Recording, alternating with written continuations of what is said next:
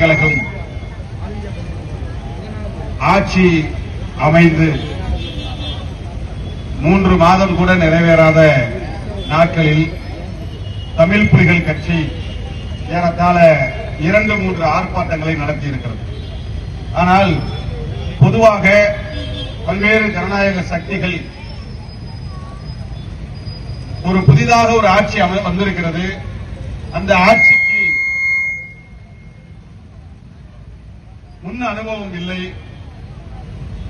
எனவே அவர்களுக்கு ஒரு மரபு அடிப்படையில் ஒரு 6 மாத காலம் அவர்களுக்கு ஒரு அவகாசம் கொடுக்க வேண்டும் என்கிற காரணத்தினாலும் ஒரு சில தலைவர்கள் ஏறத்தாழ ஓராண்டுகளாவது அவர்களுக்கு தேவைப்படுகிறது இந்த நிர்வாகத்தை சரி செய்வதற்கு என்பது போன்ற கருத்துக்களிலே பல இயக்கங்கள் தலைவர்கள் பல விடயங்களிலே கண்டனம் செய்யாமல் கடந்து போகிற நிலை இருக்கிறது. ஆனால் இந்த குறுகிய நாட்களிலே தமிழ் புலிகள் கட்சி 2-3 ஆர்ப்பாட்டங்களை ஏன் நடத்த வேண்டும் என்று சொன்னால், எங்களை பொறுத்தவரை புதிதாக ஒரு கட்சிக்கு கால அவகாசம் தேவைப்படுகிறதா என்று சொன்னால் ஆம் தேவைப்படுகிறது. அது எதற்காக? நிர்வாகத்தை சரி செய்வதற்காக. அவர்கள் சில வாக்குறுதிகளை வழங்கினார்கள் தேர்தல் அறிக்கையில். நாங்கள் ஆட்சிக்கு வந்தால் 2500 ரூபாய் பெண்களுக்கு வழங்கப்படும், அரசு பணிகளிலே 5 ஆண்டுகள் ஒப்பந்ததாரர்களாக இருப்பவர்கள் எல்லாம் நிரந்தரமாக்கப்படுவார்கள், தமிழ்நாடு முழுவதும் இலவசமாக பெண்கள் எந்த பேருந்துகளிலே வேண்டுமானாலும் பயணம் செய்து கொள்ளலாம் என்பது போன்ற பல தேர்தல் வாக்குறுதிகளை அவர்கள் வழங்கினார்கள். இந்த வாக்குறுதிகளை எல்லாம் சரி செய்வதற்கு பொருளாதாரம் தேவைப்படுகிறது. அவற்றையெல்லாம் சரி செய்ய சில கால அவகாசம் தேவைப்படுகிறது.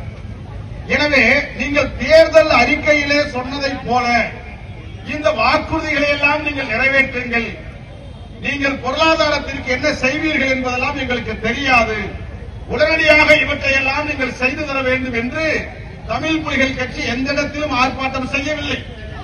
இந்த கோரிக்கைகளை நிறைவேற்ற பொருளாதாரம் தேவைப்படுகிறது, அவற்றை சரி செய்ய உங்களுக்கு கால அவகாசம் தேவைப்படுகிறது. எனவே அவற்றை நீங்கள் எந்த கால அவகாசம் எடுத்துக் கொண்டாலும் சரி, இந்த கோரிக்கைகள் எல்லாம் தேவையான ஒன்றுதான், அடிப்படையான ஒன்றுதான். ஆனாலும் பொருளாதார சூழ்நிலை கருதி நீங்கள் எப்பொழுது தருகிறீர்களோ அப்பொழுது தாருங்கள். அதை பற்றியான ஆர்ப்பாட்டம் தமிழ் புலிகள் நடத்துகிற ஆர்ப்பாட்டம் அல்ல. மாறாக இந்த 60 நாட்களிலே தமிழ்நாடு மிக மோசமான ஒரு பாதிப்பிற்கு உள்ளாகி இருக்கிறது. இந்த 60 நாட்களிலேயே 90க்கும் மேற்பட்ட படுகொலைகள் நடந்திருக்கிறது, 9க்கும் மேற்பட்ட சாதி ஆணவ படுகொலைகள் நடந்திருக்கிறது, கிட்டத்தட்ட பாலியல் பலாத்காரங்கள் நாள்தோறும் நடந்து கொண்டிருக்கிறது. அந்த பாலியல் பலாத்காரங்களிலே அதிகமாக ஈடுபடுபவர்கள் எல்லாம் தமிழக வெற்றிக் கழகத்தை சார்ந்தவர்களாக இருக்கிறார்கள், தமிழக வெற்றிக் கழகத்திலே பொறுப்பிலே இருப்பவர்களாக இருக்கிறார்கள். ஆக இந்த கொலைகளையும் இந்த பெண்கள் மீதான பாலியல் பலாத்காரங்களையும் தடுக்க உங்களுக்கு கால அவகாசம் தர முடியாது.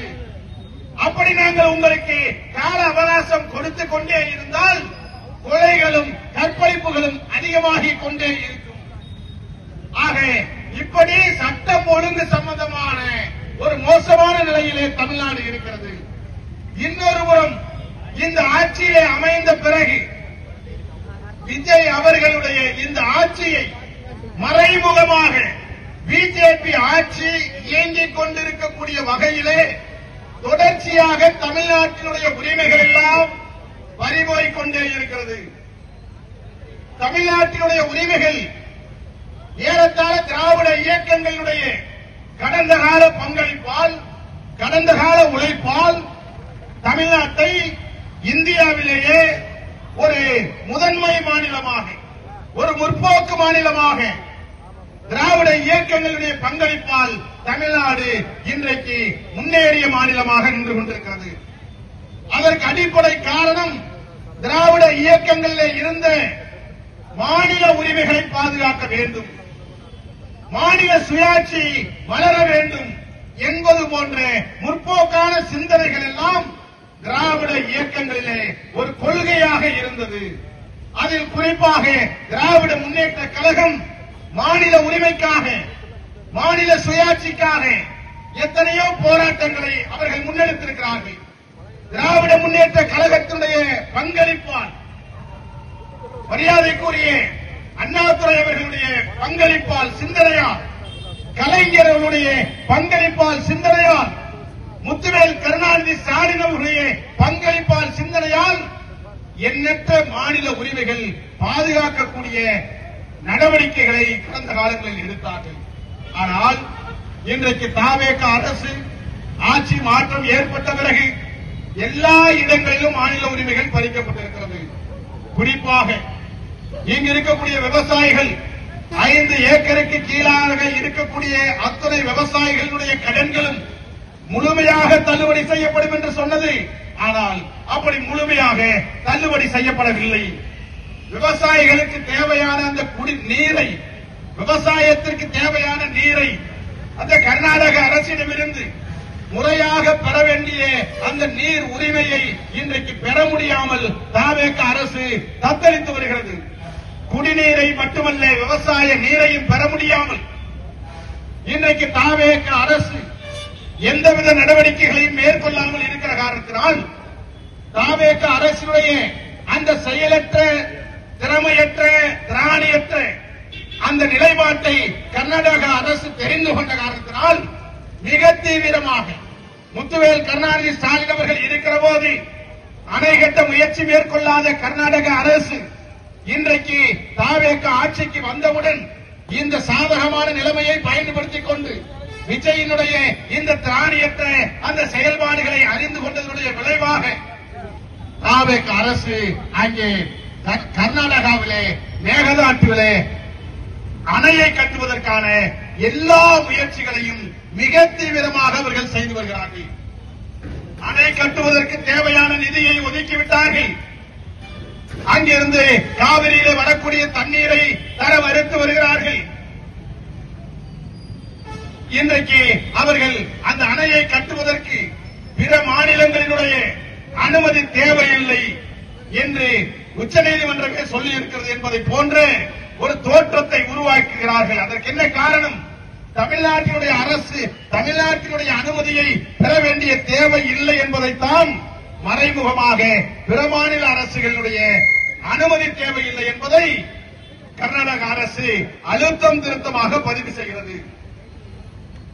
கர்நாடக அரசு இதற்காக அந்த மாநிலத்திலே ஒரு அனைத்து கட்சி கூட்டத்தை கூட்டுகிறது.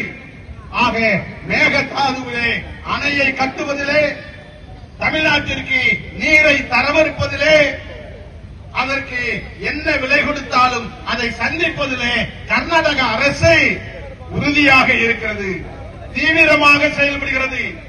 ஆனால் ஆட்சி பொறுப்பிற்கு வந்த நாள் முதலாக கர்நாடக அரசுக்கு எதிராகவோ, மேகதாட்டு அணை பிரச்சனை தொடர்பாகவோ, விவசாயத்திற்கு தேவையான அந்த நீரை பெறுவதிலேயே எந்த முன்னெடுப்புகளையும் ஜோசப் விஜய் அவர்கள் முன்னெடுக்காமல் காலம் தாமதித்து வருகிறார், மௌனம் சாதித்து வருகிறார். இதனால் தமிழ்நாட்டினுடைய உரிமை மேகதாதுவிலே பறிபோக போகிறது. இன்னொரு பக்கம் உச்சநீதிமன்றத்திலே முறையான வழக்கறிஞரை வைத்து அந்த வழக்கிலே ஆஜராகி வாதாடாமல் தவிர்த்ததனுடைய விளைவாக அந்த நீதிமன்றத்திலே அரசினுடைய தாவேக அரசினுடைய வழக்கறிஞர் ஆஜராகாத காரணத்தினால் அங்கே 151 மருத்துவ இடங்கள், உயர் மருத்துவ படிப்பிற்கான அந்த இடங்கள் இன்றைக்கு பிற மாநிலத்தவர்களால் பயன்படுத்தக்கூடிய ஒரு ஆபத்து இன்றைக்கு வந்திருக்கிறது. ஆக மருத்துவ கனவு என்பது ஏழை எளிய மாணவர்களுடைய கனவு.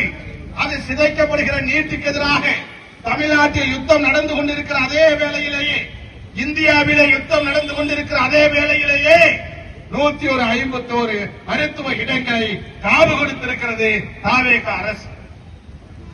எல்லாவற்றையும் விட மேலாக தமிழ்நாடு உயிரோட்டமாக இருக்கிற, தமிழ்நாட்டுடைய உரிமைகளை முழங்கக்கூடிய எல்லா நிகழ்ச்சிகளிலும், அரசு நிகழ்ச்சிகளிலே தமிழ் தாய் வாழ்த்தை முதலிலே பாடித்தான் தொடங்குவது தமிழ்நாட்டினுடைய அரசியல் மரபு, தமிழ்நாட்டினுடைய மரபாக இருக்கிறது. ஆனால் விஜய் அவர்கள் ஆட்சிக்கு வந்த நாள் முதலிலே இருந்து தொடர்ச்சியாக ஆளுநர் அவர்கள் நான் பங்கெடுக்கிற நிகழ்ச்சிகளே வந்தே மாதரம் தான் பாடப்படும், தேசிய கீதம் தான் இரண்டாவதாக பாடப்படும், மூன்றாவதாகத்தான் தமிழ் தாய் வாழ்த்து பாடலாம், பாடாமலும் போகலாம் என்பது போன்ற நிலைப்பாட்டிலே தமிழ்நாட்டினுடைய ஆளுநர் மிக தெளிவாக இருக்கிறார். ஒவ்வொரு இடத்திலும் அதற்கான முன்னெடுப்புகளை அவர் செய்கிறார். இது முன்கூட்டியே அறிவிக்கப்பட்டே நடக்கிறது. இன்றைக்கு அண்மையிலே மனோன்மணியன் சுந்தரனார் பல்கலைக்கழகத்தினுடைய துணைவேந்தர் வெளிப்படையாகவே ஆளுநர் அலுவலகத்தில் இருந்து எங்களுக்கு ஒரு அரசாணை வந்திருக்கிறது, அதிலே வந்தே மாதம் தான் முதலிலே பாடச் சொல்லப்பட்டிருக்கிறது, இரண்டாவதாக தேசிய கீதம் பாடச் சொல்லப்பட்டிருக்கிறது, மூன்றாவதாகத்தான் தமிழ் தாய் வாழ்த்து பாட முடியும் என்பதை 2 நாட்களுக்கு முன்பாகவே பல்கலைக்கழகத்துடைய துணைவேந்தர் பத்திரிகையாளர்களை சந்தித்து சொல்லுகிறார். அப்படி என்றால் உடனடியாக அரசு விழித்திருக்க வேண்டாமா? அந்த மனோன்மணியம் சுந்தரனார் பல்கலைக்கழகத்துடைய துணைவேந்தர் மாநில அரசிடம் சம்பளம் பெறுகிறாரா, ஆளுநரிடம் சம்பளம் பெறுகிறாரா? இந்த துணிச்சல் அந்த துணைவேந்தருக்கு எப்படி வந்தது? ஆளுநர் கொடுத்த இடம். ஆக இந்த துணைவேந்தருடைய இந்த துணைவேந்தருக்கு சம்பளம் வழங்குகிற தமிழ்நாடு அரசின் மீது அவர்களுக்கு அச்சம் வரவில்லை. முதல்வர் ஜோசப் விஜய் மீது அவருக்கு பயம் வரவில்லை. மாறாக ஆளுநரை பார்த்து அஞ்சி அந்த அறிக்கை விடுகிறாரே, அதை முதலமைச்சர் கண்டித்திருக்க வேண்டாமா? பொறுப்பு அமைச்சர்கள் அதை கண்டித்திருக்க வேண்டாமா? இல்லை, எங்கள் தமிழ்நாட்டில் தமிழ்தாய் தான் முதலில் பாடப்படும், அப்படி பாடப்படாத இந்த நிகழ்ச்சி தமிழ்நாட்டிலே நடைபெறாது என்கிற நடவடிக்கைகளிலே ஜோசப் விஜய் அவர்கள் ஈடுபட்டிருக்க வேண்டாமா? ஆனால் இவற்றையெல்லாம் எந்த முன்னெடுப்புகளையும் செய்யாமல், இவற்றிலே எந்த நடவடிக்கைகளையும் மேற்கொள்ளாமல் திறந்த வீட்டிலே ஏதோ நுழைந்ததைப் போல வெளிப்படையாக இன்றைக்கு அந்த நிகழ்ச்சி நடந்து முடிந்திருக்கிறது. இந்த நிகழ்ச்சியிலே தமிழ்தாய் வாழ்த்து அவமதிக்கப்பட்டிருக்கிறது, புறக்கணிக்கப்பட்டிருக்கிறது. இவையெல்லாம் தமிழ்நாட்டினுடைய உரிமைகள் இல்லையா? இவையெல்லாம் தமிழர்களுடைய உணர்ச்சி இல்லையா? ஆக மேகதாட்டு அணையிலே தமிழர்களுடைய உரிமை பறிக்கப்படுகிறது, மருத்துவ கல்லூரி இடங்களிலே தமிழர்களுடைய உரிமை பறிபோகிறது, தமிழ்தாய் வாழ்த்தை அரசு நிகழ்ச்சிகளிலே பாட முடியவில்லை. இப்படி தொடர்ச்சியாக தமிழ்நாட்டினுடைய உரிமைகள் பறிபோகக்கூடிய நிலை இன்னொரு பக்கம் நடக்கிறது. ஆக ஒருபுறம் சட்டம் ஒழுங்கு பிரச்சனை, இன்னொருபுறம் தமிழ்நாட்டினுடைய உரிமை பறிக்கப்படுகிற பிரச்சனை, இப்படி தொடர்ச்சியாக இந்த குறுகிய நாட்களிலே எண்ணற்ற பாதிப்புகளுக்கு ஆளாகக்கூடிய நிலையிலே இருக்கிற போது இதை பிறரை போல தமிழ் புலிகள் கட்சி கடந்து போகாது. தமிழ் புலிகள் கட்சி சாதி ஒழிந்த தமிழ் தேசிய அரசியலை முன்னெடுக்கிற கட்சி. தமிழ்நாட்டுடைய பிரச்சனைகளுக்கு ஒரு கேடு என்று சொன்னால் முதலில் தட்டி கேட்கிற இயக்கம் இன்றைக்கு தமிழ்நாட்டிலே தமிழ் புலிகள் கட்சியை போல ஒரு கட்சி இல்லை என்பதுதான் இன்றைய வரலாறாக இருக்கிறது. அது சாதி ரீதியான படுகொலைகளாக இருந்தாலும் சரி, ஆணவ படுகொலைகளாக இருந்தாலும் சரி, இவற்றையெல்லாம் தட்டி கேட்கிற ஆற்றலும் இன்றைக்கு தமிழ் புலிகள் கட்சிக்கு மட்டும்தான் உண்டு என்பதை மாறுதட்டி சொல்லக்கூடிய ஒரு இயக்கமாக தமிழ் புலிகள் கட்சி இருக்கிறது. நான் கேட்கிறேன், 9 ஆணவ கொலைகள் நடந்திருக்கிறது தமிழ்நாட்டிலே. யாராவது இந்த ஆணவ படுகொலைகளை தடுக்க அறிக்கை விட்டார்களா? போராட்டம் நடத்தினார்களா? வீதிக்கு வந்தார்களா? விஜய் கட்சிக்கு ஆதரவு தெரிவித்த அந்த கட்சி தலைவர்களையுமே கேட்கிறேன், நீங்கள் ஆதரவு அளித்து ஜோசப் விஜய் கட்சியிலே, ஜோசப் விஜய் முதலமைச்சராக இருக்கிற ஆட்சியிலே நீங்கள் பங்கெடுத்திருக்கிற ஜோசப் விஜய் அவர்களுடைய ஆட்சியிலே ஆணவ படுகொலைகள் நடக்கிறது, அதை தடுக்க ஒரு சட்டத்தை நிறைவேற்றுங்கள் என்று ஜோசப் விஜய்க்கு அழுத்தம் தர முடியாதா? ஆணவ படுகொலைகளை தடுக்க சட்டம் இயற்றுவதிலே ஜோசப் விஜயினுடைய நிலைப்பாடு என்ன? வெளிப்படையாக சொல்ல வேண்டும்.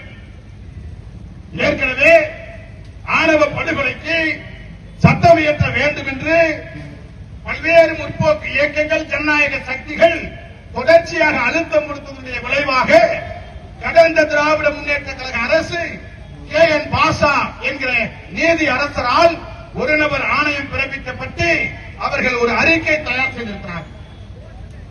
அந்த அறிக்கையை பெற்றுக்கொண்டு திராவிட முன்னேற்ற கழகம் ஆணவ படுகொலை சட்டத்தை எங்கள் ஆட்சி வந்தால் நடைமுறைப்படுத்தும் என்று சொல்லியிருந்தார்கள். ஆனால் இன்றைக்கு ஆட்சி மாறி இருக்கிறது. மாற்றத்தை கொண்டு வர வேண்டும் என்று சொன்ன விஜய் அவர்களே, திராவிட முன்னேற்ற கழகம் கொண்டு வருவோம் என்று சொன்ன அல்லது உங்களுடைய பாஷையிலே கொண்டு வர முடியாமல் இழுத்தடித்த அந்த சட்டத்தை மாற்றம் கொண்டு வருகிற விஜய் ஆட்சி என்று சொல்லுகிற இந்த ஆட்சியிலே அந்த ஆணவ படுகொலைக்கு எதிராக இந்த சட்டத்தை இந்த சட்டமன்ற கூட்டத்தொடரிலேயே நீங்கள் நிறைவேற்ற முடியுமா? ஆணவ படுகொலையை தடுக்க சட்டம் இயற்றுவதிலே உங்கள் நிலைப்பாடு என்ன? மௌனத்தை கலைக்க வேண்டும். தமிழ் புலிகள் கட்சி தொடர்ந்து இந்த கோரிக்கையை வைத்துக் கொண்டிருக்கிறது. இப்படியாகத்தான் தமிழ்நாட்டில் நடக்கிற இந்த நிலையை கண்டும் காணாமல் நாங்கள் கடந்து போக முடியாது.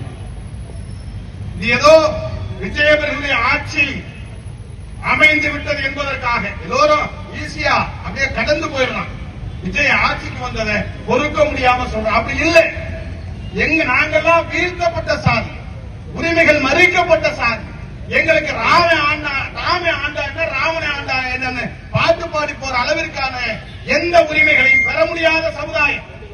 ஆனால் யார் ஆட்சிக்கு வந்தாலும் என்ன என்றால், யார் வந்தாலும் பாதிக்கப்படுபவர்கள் நாங்களாக இருக்கிறோம். யார் ஆட்சிக்கு வந்தாலும் இழப்பு எங்களுக்கு தான் அதிகமாக இருக்கிறது. எனவே இந்த இழப்புகளை தாங்கிக் கொண்டு இந்த பிரச்சனைகளை எல்லாம் ஏற்றுக்கொண்டு கடந்து போக முடியாது.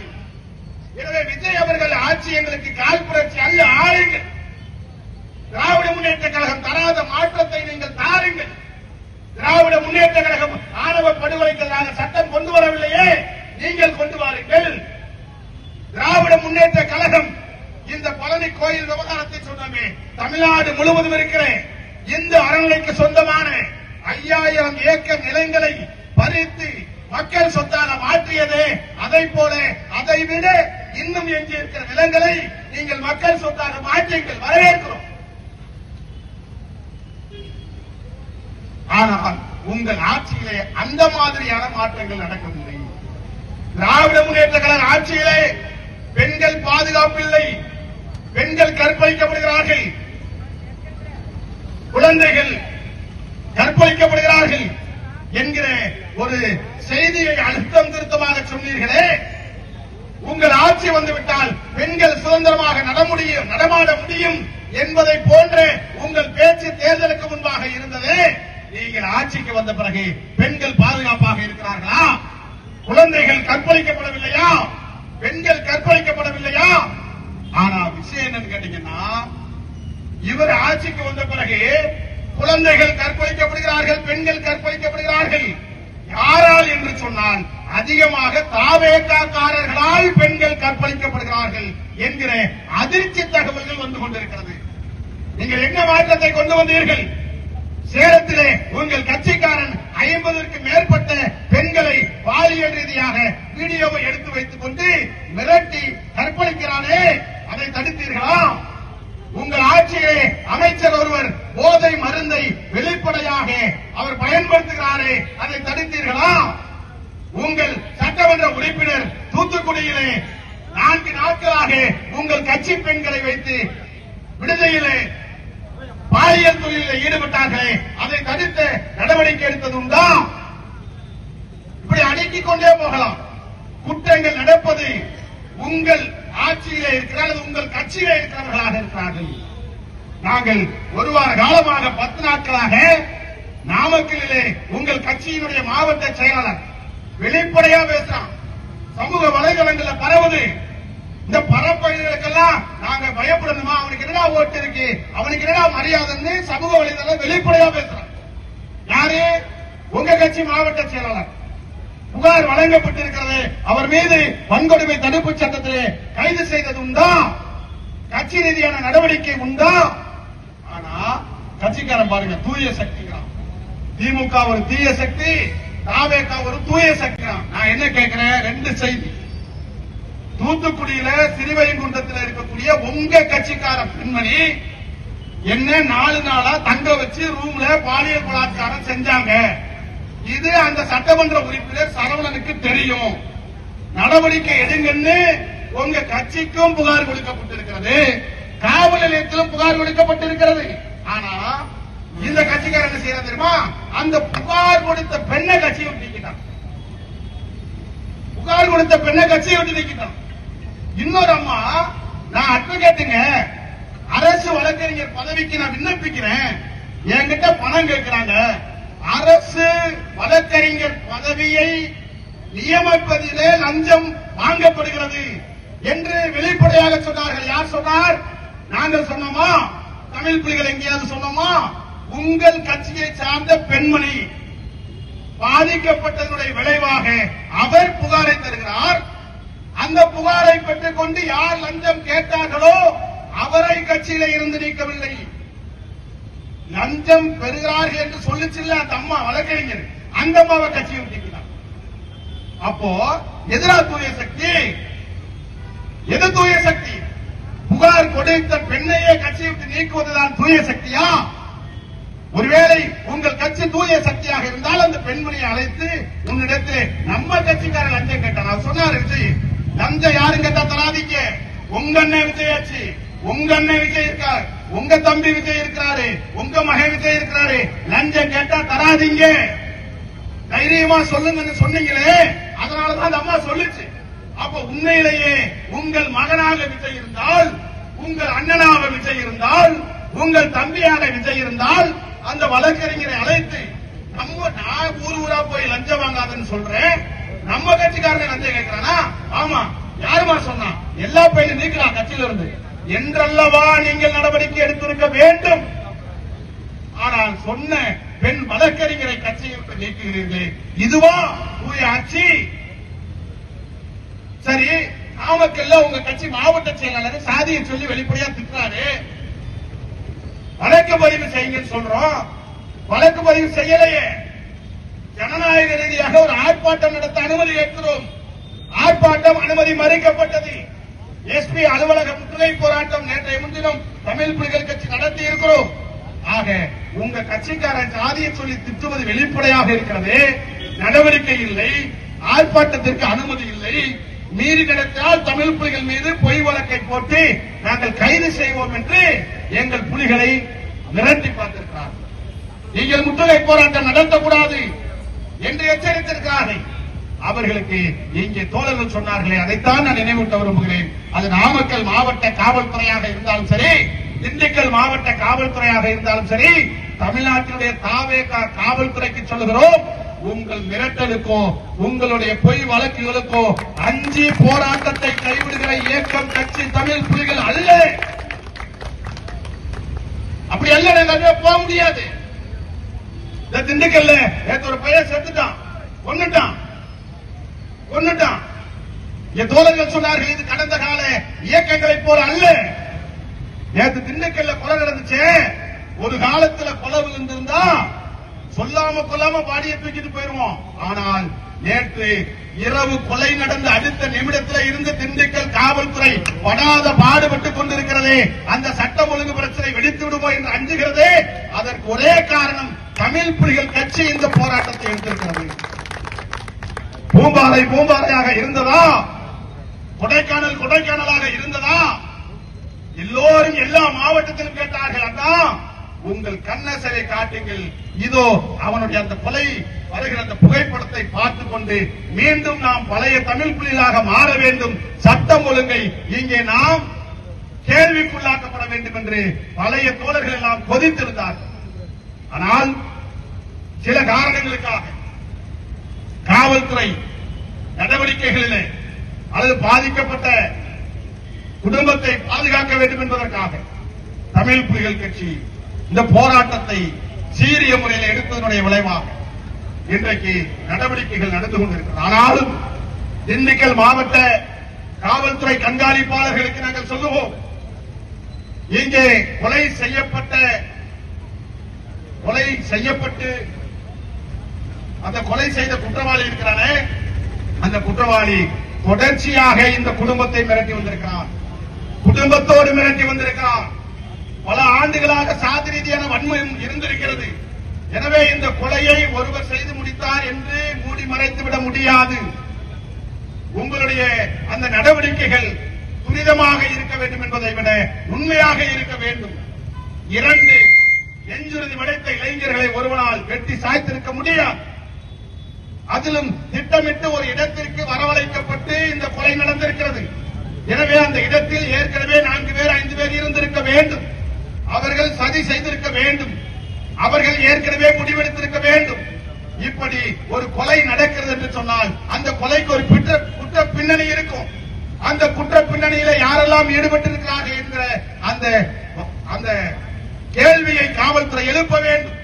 அதற்கு பின்னால் இருக்கிற சதியை வெளியே கொண்டு வர வேண்டும்.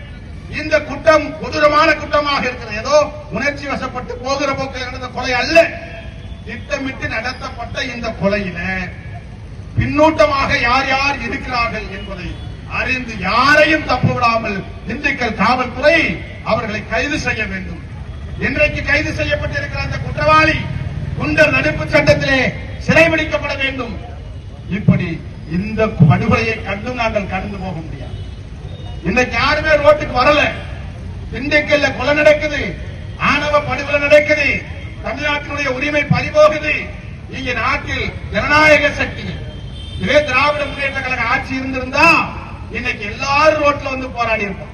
அதனால திராவிட முன்னேற்ற கழகத்துல அநீதி நடந்தா போராடக்கூடாதுன்னு தமிழ் புலிகள் சொன்னாது. திராவிட முன்னேற்ற கழக ஆட்சியிலும் சாதி ரீதியான அடக்குமுறைகளுக்கு எதிராக நெஞ்சுறுதியோடு போராடிய இயக்கம் தமிழ் புலிகள் கட்சி என்பதை இங்கே நான் நினைவூட்ட கடமைப்பட்டிருக்கிறேன். எனவே யார் ஆட்சிக்கு இருந்தாலும் நாங்க தானே ஆதரவு தருகிறோம், நாங்க கூட்டணியில் தானே இருக்கிறோம் என்று சொல்லி பட்டியலின மக்கள் பாதிக்கப்பட்டாலோ தமிழ்நாட்டு உரிமைகள் பறிக்கப்பட்டாலோ தமிழ் புலிகள் கட்சி வேடிக்கை பார்த்தார். கடந்த காலத்திலும் போராடினோம், இப்பொழுதும் போராட்டத்தை தொடங்கி இருக்கிறோம். எனவே ஆட்சி பொறுப்பை ஏற்ற தாவேக அரசே மாற்றத்தை தந்ததாக சொல்லி மீம்ஸ்களை கிரியேட் செய்து கொண்டிருக்கிற ஆட்சி தன்னை மாற்றிக்கொள்ள வேண்டும். என்ன நடக்குதுன்னா 2 விஷயம் தமிழ்நாட்டு மக்கள் ரொம்ப கவனிக்க வேண்டிய விஷயம். ஏதோ தமிழ் புலிகள் கத்துறான், ரோட்ல இருந்து பேசுறான் அப்படி இல்ல செய்து. நீங்க யோசிச்சு பாருங்க, தமிழ்நாடு பொருளாதார ரீதியா முன்னேறிய மாநிலம் தான். தமிழ்நாடு முற்போக்கான மாநிலம் தான். ஆனா இந்த தாவேக ஆட்சி யாரும் எதிர்பார்க்காத ஆட்சி. அது என்ன எப்படி ஆட்சி எப்படியே வந்துருச்சு. 5 வருஷம் நிலைக்கட்டும், எனக்கெல்லாம் மாற்றுக்கிறது இல்லை. ஆனால் தாவேக ஆட்சிக்கு வந்ததும் ஆட்சிக்கு வந்த பிறகும் என்ன மாதிரியான நடவடிக்கைகளை அவர்கள் ஈடுபடுகிறார்கள் என்பதை பொதுமக்கள் கவனிக்கணும். ஏதோ நடிகருங்கிற மாயையில அல்லது என்ன சொன்னாரு நடிகர் அப்படிங்கிற ஒரு பிம்பத்துல ஆட்சி மாற்றம் நடந்திருக்கு.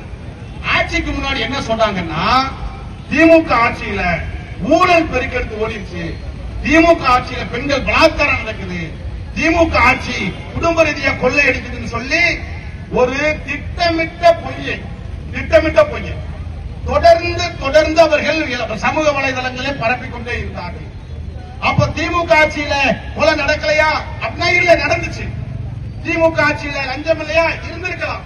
ஆனால் இவையெல்லாம் ஏதோ திமுக ஆட்சியில மட்டும்தான் நடக்குது, தாவேகா வந்தா இது அடியோட தொடர்ச்சி எரிஞ்சிரும் என்பதை போல, சினிமாவை போல.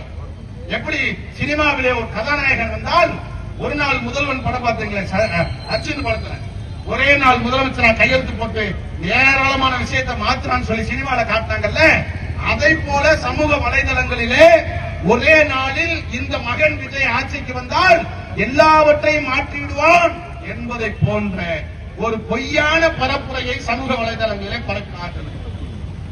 அதனுடைய விளைவாக கடந்த காலங்களிலே திராவிட கட்சிகள் மீது சீமான் போன்ற பல தலைவர்கள் திட்டமிட்டு அவதூறுகளை பரப்பியதனுடைய விளைவாக விஜயினுடைய கட்சிக்காரர்கள் சமூக வலைதளங்களிலே திட்டமிட்டு பரப்பியதனுடைய விளைவாக ஒரு ஆட்சி மாற்றம் நடந்திருக்கு. சரி, ஆட்சி மாற்றம் வந்துருச்சு இல்ல, நீங்க திமுக செஞ்ச தவறை செய்யாம நீங்க சரி பண்ணுங்க.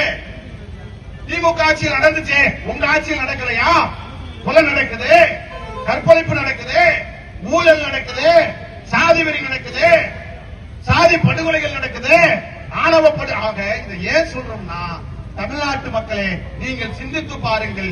எல்லா ஆட்சியிலும் ஊழல் இருக்கு, எல்லா ஆட்சியிலையும் கொலை விழுகுது, எல்லா ஆட்சியிலையும் பலாத்காரங்கள் நடக்குது. ஆனால் இவற்றை தடுக்க முதலமைச்சராக இருப்பவர்கள் என்ன நடவடிக்கைகளை மேற்கொள்கிறார்கள் என்பதுதான் யதார்த்தமான விஷயம். யதார்த்தமான விஷயம். நாளைக்கு திமுக ஆட்சியில இதெல்லாம் நடந்துச்சு, ஆனா நடவடிக்கை எடுத்தார்களே, அவர்கள் கவலைப்பட்டார்களே, அவர்கள் ஆணவ படுகொலைக்கு ஒரு நபர் கமிஷன் அமைத்தார்களே, பச்சிளம் குழந்தை பலாத்காரம் செய்யப்படுகிற போது ஒரு தகப்பனாக நான் மன்னிப்பு கோருகிறேன் என்று சொன்னாரே, இது போன்ற எந்த நடவடிக்கைகளிலும் உங்கள் ஆட்சியில் உங்கள் வாயில இருந்து ஒரு வார்த்தை வரவில்லையே. 3 வயசு பிள்ளைங்க உள் புதர்ல கிடந்துச்சு, ஒரு அறிக்கை வரலையே, ஒரு கண்டனம் வரலையே. இதெல்லாம் எங்க ஆட்சியில் நடக்கக்கூடாதுன்னு சொல்லலையே. 41 பேர் சாகிற போதே அழுகல. ஆனா இந்த அமைச்சர்கள் இந்த ஜனநாயகங்கிற படத்துல உட்கார்ந்து ஒப்பாரி வைக்கிறான். விஜயை விட பெரிய நடிகங்களா இருக்காங்க நீங்க. அமைச்சரவையில் இருக்கிற அமைச்சர்கள் எம்எல்ஏக்கெல்லாம் என்னன்னா, பழமொழி ஒண்ணு சொல்லுவாங்க, எம்எல்ஏ விட்டு நாய் செத்தா அந்த கூட்டம் போகும், எம்எல்ஏவே செத்து போயிட்டா கூட்டம் போகாது. அது மாதிரி விஜய் முதலமைச்சர் ஆகலைன்னா கூட இவங்க போய் அழுதுக்க மாட்டாங்க. விஜய் முதலமைச்சர் ஆயிட்டானா அழுக அவனுக்கு பதவி போடுறேன் அப்படி இருக்கிறவன் கூட அழுகிறான். நான் என்ன கேட்கிறேன், எதுக்கு அழுகிற, எதுக்கு அழுகிற? ஒருத்தர் ரொம்ப சொல்றாரு, விஜய் கடைசி படங்க இனிமே அவர் நடிக்கவே மாட்டாருங்க, எங்களுக்கு ரொம்ப அழுக வருதுங்க. அவன் இப்ப வரைக்கும் நடிச்சுட்டு தான் இருக்கான். அவன் எப்ப நடிப்பை மாட்டான்? விஜய் எப்போது நடிப்பை நிறுத்தினான்? சட்டமன்றத்தில் ஒரு செய்ய கட்டார எவ்வளவு அருமையான நடிப்பு செஞ்சிருக்க. கரூர்ல வந்து போட்டாரு வரைக்கும் ஒரு படம், அத்தாடி 41 பேருக்கு அரசு விளையாடு. மதுரையில செத்தான ரித்திக் சுதீர் சக்கிலிய செத்தான். அவன் வீட்டுல அரசு வேலை ஏண்டா கொடுக்கல? ஏன் கொடுக்கல? விழுப்புரத்துல செத்தான ஏண்டா கொடுக்கல? கரூர்ல மட்டும் 41 பேர் செத்த அரசு வேலை கொடு. எதுக்கு கொடுக்கற? எதுக்கு கொடுக்கற? இவன் கொடுக்காத அப்படி கொடுத்ததுனாலதான் ஒண்ணுமில்லாத படத்தை பார்க்க ஒரு கூட்டம். ஏன்னா அந்த கூட்டத்துல செத்தா அதுக்கு வேலை தருவாங்க. சினிமா பார்க்க போகிற போது செத்தாங்க, அதுக்கு வேலை தருவாங்க. எதுக்கு அரசு வேலை? இதான் உச்சத்தை விட்டுட்டு வந்துட்டு கோடிக்கணக்கான சொத்தை இழந்து வந்திருக்கிற உன் பணத்தில் 1 கோடி ரூபாய் அந்த குடும்பங்களுக்கு எடுத்துத்தா. உன் ஆபீஸ்ல வேலைக்கு போடு, உன் வீட்டுல வேலைக்கு போடு. அப்ப இதெல்லாம் கேட்கணும். இதெல்லாம் என்னவா? இதெல்லாம் என்ன? இதுதான் தமிழ்நாட்டினுடைய மரபு அல்ல. இந்த யதார்த்தத்தை தமிழ்நாட்டு மக்கள் புரிந்து கொள்ள வேண்டும். உங்கள் மகன் ஆட்சி, உங்கள் தம்பி ஆட்சி என்று சொல்லப்படுகிற விஜய் ஆட்சி யதார்த்தத்தில் தூய ஆட்சி இல்லை. யதார்த்தத்தில் மிக மோசமான ஆட்சியாக இருக்கிறது. யதார்த்தத்தில் தீய ஆட்சியாக இருக்கிறது, தூய ஆட்சியாக இல்லை. இப்படி உங்களுடைய ஆட்சியில எண்ணற்ற மாற்றங்கள், இதெல்லாம் அவதூறாக சொல்லல, நடக்கிறத சொல்றோம். இப்ப கூட சொல்றோம், இன்னும் உங்களுக்கு கால அவகாசம் தருகிறோம். சரியோ தவறோ மக்கள் உங்களை தேர்வு செய்து விட்டார்கள். இந்த 5 ஆண்டுகளிலே நீங்கள் நல்ல ஆட்சியை தாருங்கள். திமுக தராத, அதிமுக தராத, திராவிட இயக்கங்கள் தராத மாற்றத்தை தாருங்கள், வரவேற்கிறோம். ஆனால் நீங்கள் தருகிற மாற்றம் அல்ல, ஏமாற்றம் என்கிற தீய ஆட்சியாக உங்கள் ஆட்சி இருக்கிறது. இதை நீங்கள் சரி செய்ய வேண்டும் என்பதற்காக பேசுகிறோம். இதை நீங்கள் சரி செய்ய வேண்டும். ஏனென்றால் எல்லா இடத்திலும் ஊழல் பெருகிக் கொண்டே. 2 விஷயம் சொன்னீங்களே, நாங்க சாதியை ஒழிச்சிட்டோம், நாங்க லஞ்சத்தை ஒழிச்சிட்டோம். எங்கடா சாதியை ஒழிச்சீங்க? எங்க லஞ்சத்தை ஒழிச்சீங்க? இப்போ நீங்க லஞ்சத்தை ஒழிச்சிட்டீங்கன்னா பழனியில நடந்தது என்ன? பழனியில நடந்தது என்ன? தோழர்களே, சமீபத்திலே பழனியிலே நடந்த இந்த நில மோசடி சமூக வலைதளங்களிலே அது பெரிய அதிர்ச்சியை ஏற்படுத்தியது. பழனியில நடந்தது என்ன? பழனியில தண்டாயுதபாணி நம்முடைய பழனி முருகனுக்கு ஏராளமான சொத்துக்கள் இருக்கிறது. அறுபடை வீடுகளில் இருக்கிற எல்லா முருகனுக்கும் எண்ணற்ற சொத்துக்கள் இருக்கிறது. அந்த சொத்துக்கள் பல வகைப்படுகிறது. ஒன்று, நேரடியாக கோயிலுக்கே சொத்து இருக்கும், அல்லது சில காலம் கழிச்சு யாராவது வசதியானவங்க இந்த சொத்தை வரக்கூடிய பக்தர்களுக்கு பயன்படுத்திக் கொள்ளுங்க அப்படின்னு ஒரு அறக்கட்டளை கொடுத்து, அது பக்த கோடிகள் பயன்படுத்துவதற்கு கோயில் பாதுகாப்பிலேயே இருக்கக்கூடிய சொத்து. அதே போல இங்க இருக்கக்கூடிய மக்களுக்கு தனித்தனியாக வழங்கப்பட்டிருக்கிற சொத்து என்று பல சொத்து இருக்குங்க கோயிலுக்கு. நம்ம பழனி முருகன் கோயிலுக்கு நிறைய சொத்து இருக்கு. அந்த சொத்துலதான் தண்டாயுதபாணி அறக்கட்டளை, அருள்மிகு தண்டாயுதபாணி அறக்கட்டளைங்கிற பேர்ல 1.4 ஏக்கர் இந்த சொத்து கோயில்ல வரக்கூடிய பக்தர்களுக்கு அதுல ஒரு வருமானத்தை எடுத்து கோயிலுக்கு பயன்படுத்திக்கங்கன்னு ஒரு ட்ரஸ்ட் சொத்து கோயில் சொத்தாக பயன்படுத்தப்பட்டு வருகிறது. என்னன்னா இது மாதிரி நிறைய சொத்து ட்ரஸ்ட் மூலமா கொடுக்கிறது, குடும்பத்துல கொடுக்கிறது, நிறைய சொத்துக்கள் இருக்கு. அந்த ஒரு சொத்து தான் அருள்மிகு தண்டாயுதபாணி அறக்கட்டளை பேர்ல இருக்கக்கூடிய இந்த குறிப்பிட்ட சொத்து 1.4 ஏக்கர்.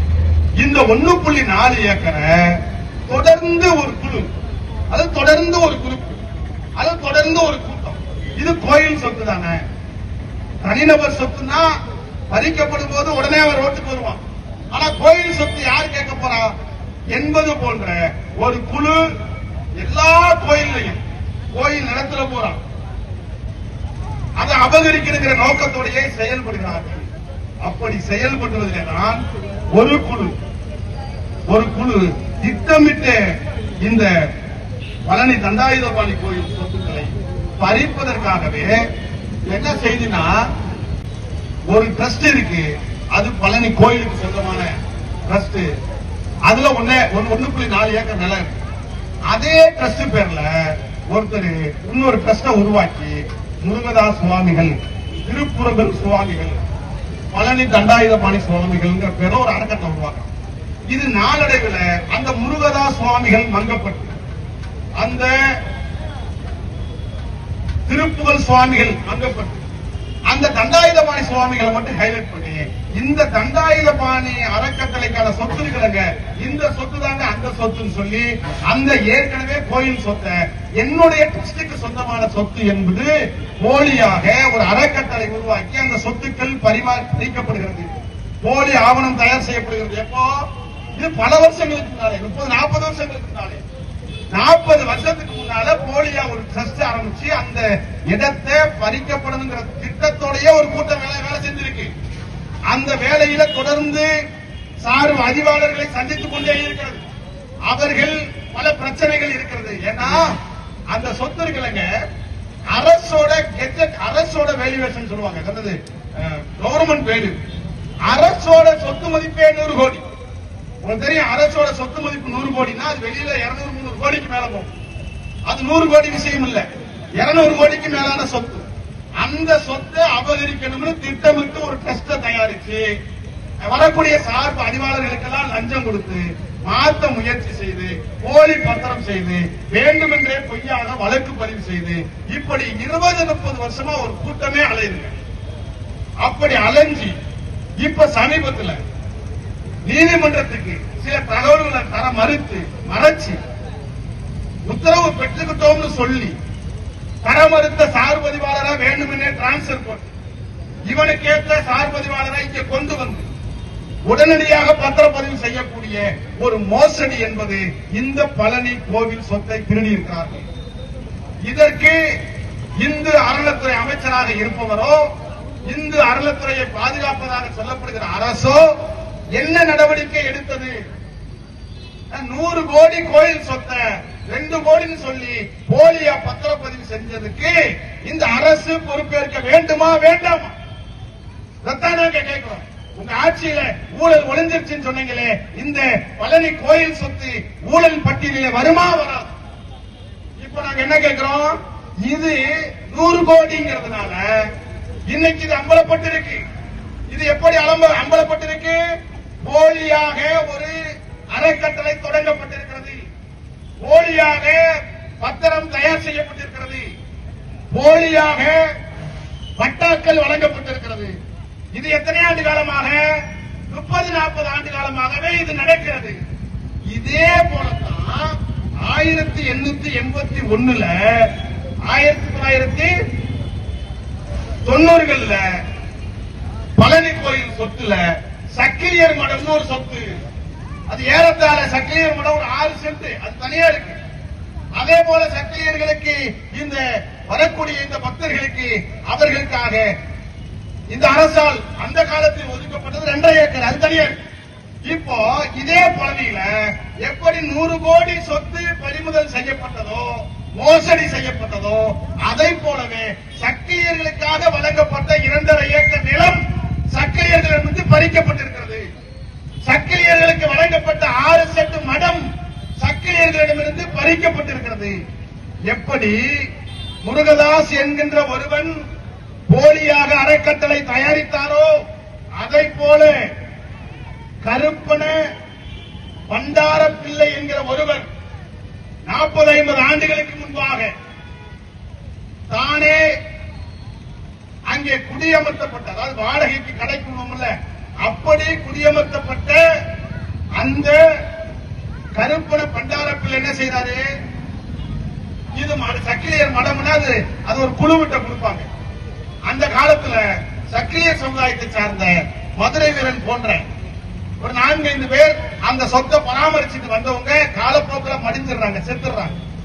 அதற்கு பிறகு அவனுடைய பிள்ளைகள் அதை முன்னெடுத்து செல்ல ஆள் இல்லை. அப்ப ஏற்கனவே அங்க வாடகைக்கு இருந்த இவர் என்ன செய்யறாரு? இந்த இடத்துல நான் தான் இவ்வளவு வருஷமா இருக்கிறேன், எனவே இது எனக்கான சொந்தமான இடம் சொல்லி சக்கிலியர் மடத்தை தனக்கான சொத்தாக அரசிடமிருந்து போலி ஆவணங்களை தயார் செய்து இன்னைக்கு இவர்கள் செய்ததை போலவே 40 ஆண்டுகளுக்கு முன்பாக சக்கிலியர் மடமும் போலியாக ஆவணம் செய்யப்பட்டிருக்கிறது. 40 ஆண்டு காலமாக இந்த நிலம் எங்களிடம் வரவில்லை. தொடர்ச்சியாக நாங்கள் கோரிக்கை வைக்கிறோம். எங்கள் மடம் எங்களிடமே இல்லை. போலியாக பத்திரம் பதிவு செய்யப்பட்டிருக்கிறது, பட்டா மாறுதல் செய்யப்பட்டிருக்கிறது. இன்றைக்கு அவர்கள் அடுத்தவரிடம் என்று பல தலைமுறைகளாக அந்த இடம் எங்களிடம் இல்லாமல் வேறொரு இருக்கு. இதை அரசு கவனத்தில் செய்ய வேண்டும். தாவேக அரசு மாற்றத்தை கொண்டு வருவதாக சொன்ன தாவேக அரசு இந்து அறநிலையத்துறை அமைச்சர் ரமேஷ் அவர்களுக்கு தமிழ் புலிகள் இந்த போராட்டத்தின் மூலமாக வைக்கிற கோரிக்கை, இந்த பழனி கோவில் செழிப்புற வேண்டும் என்பதற்காக. அந்த காலத்திலேயே எல்லா சாதியை சார்ந்தவர்கள் வந்து வணங்குகிற இடத்தில் சாதிக்கு ஒரு மண்டகப்படி என்று ஒதுக்கப்பட்டிருக்கிறது. அந்த மண்டகப்படி எதற்காக? இந்த கோயில் திருவிழாக்கள் வருகிற போது முன்கூட்டியே அந்தந்த சாதியை சார்ந்தவர்கள் வந்து அந்தந்த மண்டபப்படிகளை தங்கி பழனி முருகனுக்கு சேவை செய்வார்கள். சக்கிலியர்களா பழனி முருகனுக்கு தேவையான தோல் சம்பந்தப்பட்ட செருப்புகளோ பெல்ட்டுகளோ போன்ற பல ஆபரணங்களை தயார் செய்வார்கள். அவர்கள் அந்த பூஜையில பங்கெடுப்பார்கள். இன்னும் சொல்ல வேண்டும் என்று சொன்னால், இந்த சமுதாயத்திற்கு தான் முதல் மண்டபப்படி என்கிற ஒரு முறையை கடந்த காலத்தில் இந்த அரசு, இந்த கோயில் நிர்வாகம் செய்து தந்தது. அப்படி தருவதற்காக ஒதுக்கப்பட்ட அந்த மடம் தான் இன்றைக்கு எங்களிடத்தில் இல்லை. இப்படி பல ஒவ்வொரு சாதிகளுக்கும் வழங்கப்பட்ட அந்த மண்டபப்படி பல சாதிகளிலிருந்து பறிக்கப்பட்டிருக்கிறது. அப்படி பறிக்கப்பட்ட மண்டபப்படிகளிலே ஒன்று தேவேந்திரகுல வேளாளர்களுக்காக ஒதுக்கப்பட்ட மண்டபப்படியும் உண்டு. அந்த மண்டபப்படியை மீட்டதற்காக அண்ணன் ஜான் பாண்டியன் அவர்களோ அந்த சமுதாயத்தை சார்ந்த போராளிகளோ வீதியில் இறங்கி போராடினார்கள். அப்படி போராடிய போது அன்றைக்கு முதலமைச்சராக இருந்த கலைஞர் கருணாநிதி உடனடியாக அந்த விவகாரத்தை தலையிட வேண்டும் என்று சொல்லி தனியாக சிறப்பாக ஒரு ஆணையே பெற்றார். அந்த மண்டபப்படி அவர்களுக்கு இல்லை என்றால் என்னுடைய அரசில் ஒரு அரசாணை பிறப்பித்து உரிய இடத்தை ஒதுக்கி தர வேண்டும் என்கிற அரசாணையை திமுக அரசு வழங்கியது. அண்ணன் ஜான் பாண்டியன் அவர்கள் அந்த போராட்டத்தை முன்னெடுத்த போது அதே போலத்தான் நாங்கள் கேட்கிறோம். கலைஞர் கருணாநிதி வழங்கியதைப் போல தாவேக அரசு ஏதேனும் மாற்றத்தை கொண்டு வர விரும்புகிறது என்று சொன்னால் எங்களுக்கும் சிறப்பாக ஒரு அரசாணையை போட்டு அதே இடத்தை நீங்கள் மீட்டு தர வேண்டும். போலி பட்டாக்களை தயார் செய்தவர்கள் எல்லாம் சிறைபிடிக்க வேண்டும். அதற்கான நடவடிக்கைகளிலே அமைச்சர் ரமேஷ் அவர்கள் உடனடியாக மேற்கொள்ள வேண்டும் என்பதை தமிழ் புலிகள் கட்சி இந்த போராட்டத்தின் வாயிலாக நாங்கள் சொல்ல கடமைப்பட்டிருக்கிறோம். ஒன்றோடு ஒன்று தொடர்புடையது. இந்த மோசடியை போலத்தான் எங்கள் நிலமும் மோசடி செய்யப்பட்டிருக்கிறது. எப்போல சொன்னாங்க, புதூர் மக்கள் அந்த ஏரியா, அந்த வட்டாரத்தை சுற்றி இருக்கிற பஞ்சமி நிலங்கள் எங்களிடத்தில் பறிக்கப்பட்டிருக்கிறது. இப்படி மடத்தை பறிகொடுத்த நாங்கள், பஞ்சமி நிலத்தை பறிகொடுத்த நாங்கள், 2.5 ஏக்கர் நிலத்தை பறிகொடுத்த நாங்கள் இன்றைக்கு சுடுகாடில்லை என்று ஒரு கோரிக்கை வைக்கிறார்கள். நடக்க பாதை இல்லை என்று ஒரு கோரிக்கை வைக்கிறார்கள். காத்துக் கொள்ளுங்கள், சுதந்திர நாட்டிலே இந்த சமுதாயம் இன்னும் நிலத்தை விட்டுத்தார்கள் என்பதை விட எரிக்க சுடுகாடுதார்கள் என்ற அளவிற்கான கோரிக்கை எங்களிடத்தில் சுருங்கி போய் கிடக்கிறது. இப்படிப்பட்ட ஒரு சமூகத்தினுடைய குரல்கள் நியாயமாக சட்டமன்றத்தில் ஒலிக்க வேண்டாமா? அல்லது எங்களுக்குமான முதலமைச்சர் இதை பற்றி பேச வேண்டாமா? எங்களுக்குமான அமைச்சர்கள் நடவடிக்கைகளில் ஈடுபட வேண்டாமா? எனவேதான் ஏற்கனவே இருக்கிற அரசுகள் மாற்றத்தை தரவில்லை.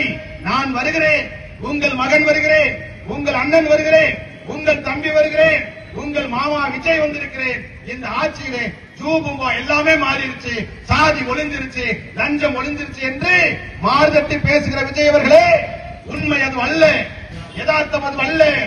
உங்கள் அண்ணனாக, தம்பியாக, மாமனாக நாங்கள் கேட்கிறோம். ஒடுக்கப்பட்ட சாதியிலும் ஒடுக்கப்பட்ட சாதியாக இருக்கிற இந்த சமுதாயம் அடிப்படை உரிமைகள் மறுக்கப்பட்டிருக்கிறது. பஞ்சமி நிலங்கள் பறிக்கப்பட்டிருக்கிறது. சக்கிலியர் மடம் பறிக்கப்பட்டிருக்கிறது. இப்படி எண்ணற்ற பரிதாபத்திற்குரிய சமூகமாக நின்று கொண்டிருக்கிற நாங்கள் சாதியின் பெயரால் தாக்கப்படுகிறோம், சாதியின் பெயரால் கொலை செய்யப்படுகிறோம். அதற்காகவும் நாங்கள் களமாட வேண்டிய தேவை இருக்கிறது. எல்லாவற்றிற்கும் மேலாக எங்களை அம்பேத்கர், பெரியார், மார்க்ஸ் போன்ற தலைவர்கள் எங்கள் மூலையில இருந்து கொண்டு எங்களை வழிநடத்திய காரணத்தினால் இந்த அநீதிகளை கண்டு, இந்த அக்கிரமங்களை கண்டு, இந்த தமிழ்நாட்டினுடைய உரிமைகள் பறிபோவதை கண்டு எங்களால் உறங்க முடியவில்லை. அம்பேத்கரும் பெரியாரும் எங்கள் மூளையை இயக்குகிறார்கள். எனவே சாதிய படுகொலைக்கு எதிராக, பட்டியலின மக்களை பாதுகாப்பதற்காக, தமிழ்நாட்டினுடைய உரிமைகளை பாதுகாப்பதற்காக அம்பேத்கரின் பிள்ளையாக, பெரியாரின் பிள்ளையாக, மார்க்சின் மாணவனாக நாங்கள் களமாட வேண்டும் என்பது எங்களுடைய அடிப்படை உரிமை என்கிற காரணத்தினால் இன்றைக்கு வீதியில இறங்கியிருக்கிறோம். இப்போதும் சொல்கிறோம், யார் இதை பற்றி பேசினாலும் பேசவில்லை என்றாலும் சரி, அது கூட்டணியில் இருந்தாலும், ஆதரவாக இருந்தாலும், வெளியில இருந்தாலும், அல்லது அவகாசம் கொடுக்கிற கட்சிகளாக இருந்தாலும், இவையெல்லாம் நிர்வாக மாற்றத்திற்கு தானே ஒழிய சாதி படுகொலை நடக்கிற போது, தமிழ்நாட்டு உரிமைகள் பறிக்கப்படுகிற போது யார் கேட்கிறார்களோ இல்லையோ, அம்பேத்கரின் பிள்ளைகளாக, பெரியாரின் பிள்ளைகளாக தமிழ் புலிகள் கட்சி வீதியிலே வந்து களத்திலே இறங்குவோம். அதற்கான விடையை நாங்கள் எதிர்பார்ப்போம் என்பதை இந்த இடத்திலே சொல்லிக் கொண்டு, இங்கே சொன்னார்கள் சக்கிலியர் மடம் தொடர்ச்சியாக நம்மிடம் பறிக்கப்பட்டிருக்கிற நிலையை கண்டு சொன்னார். அந்த காலத்திலே பல தலைவர்கள் போராடிய வரலாறுகளை சொன்னார். நான் இந்த இடத்திலே இருந்து சொல்கிறேன், கடந்த கால தலைவர்கள் தொடங்கிய போராட்டத்தை, எல்.சி. குருசாமி தொடங்கிய போராட்டத்தை, எச்.எம். ஜெகநாதன் தொடங்கிய போராட்டத்தை, அண்ணன் எஸ்.சி. கல்யாண சுந்தரம் அவர்கள் தொடங்கிய போராட்டத்தை ஒண்டி வீரன் மணிமண்டபம் அமைத்து கொடுத்து அந்த போராட்டத்தை முடிவுக்கு கொண்டு வந்தது தமிழ் புலிகள் கட்சி என்பதை இந்த இடத்தில் பதிவு செய்ய விரும்புகிறேன். அண்ணன் எஸ்.சி. கல்யாண சுந்தரம் போன்ற பல தலைவர்கள், அரங்க பெருமாள் ஐயா போன்ற பல தலைவர்கள் தொடங்கிய போராட்டத்தை இதோ பொல்லான் மணிமண்டபமாக இந்த போராட்டத்தை முடிவுக்கு கொண்டு வந்த இயக்கம் தமிழ் புலிகள் கட்சி என்பதை இந்த இடத்திலே நான் சுட்டிக்காட்ட விரும்புகிறேன். இப்படி பல தலைவர்கள் தொடங்கிய யுத்தத்தை தமிழ் புலிகள் கட்சி முடித்து காட்டியதாக வரலாறு இருக்கிறது. இதோ சக்கிலியர் மடத்தையும் கடந்த கால தலைவர்கள் தொடங்கினார்கள், புலிகள் நாங்கள் முடித்து காட்டுவோம் என்பதை இந்த இடத்தில் எச்சரிக்கையோடு சொல்லி, இந்த மடத்தை மீட்பதற்கான போராட்டம் அடுத்தடுத்த கட்டமாக நாங்கள் அறிவிப்போம் என்று சொல்லி, ஆட்சியாளர்களே இந்த மடத்தை மீட்பதிலே நீங்கள் கவனம் செலுத்த வேண்டும் என்று எச்சரித்து, இந்த ஆர்ப்பாட்டத்தை இவ்வளவு தூரம் செவிமடுத்த என்னுடைய உறவுகள் அனைவருக்கும் நெஞ்சார்ந்த நன்றியை இந்த இடத்தில் சொல்ல விரும்புகிறேன். பெண்கள், தாய்மார்கள், இங்கே பச்சை மாடத்தேவராக இருக்கலாம், பாலை மாடத்தேவர்களாக இருக்கலாம், இவ்வளவு தூரம் இந்த ஆர்ப்பாட்டத்தில் இறுதி வரை இருந்து பங்கெடுத்த தாய்மார்களுக்கு, குயிலி பேரவையை சார்ந்தவர்களுக்கும், இளம் புலிகள் அணியை சார்ந்தவர்களுக்கும், இந்த இயக்கத்துடைய மாவட்ட செயலாளர்களுக்கும், முன்னணி தலைவர்களுக்கும், பத்திரிகையாளர் நண்பர்களுக்கும் நெஞ்சார்ந்த நன்றியை சொல்லி இந்த ஆர்ப்பாட்டத்தை நிறைவு செய்கிறேன். நன்றி, வணக்கம்.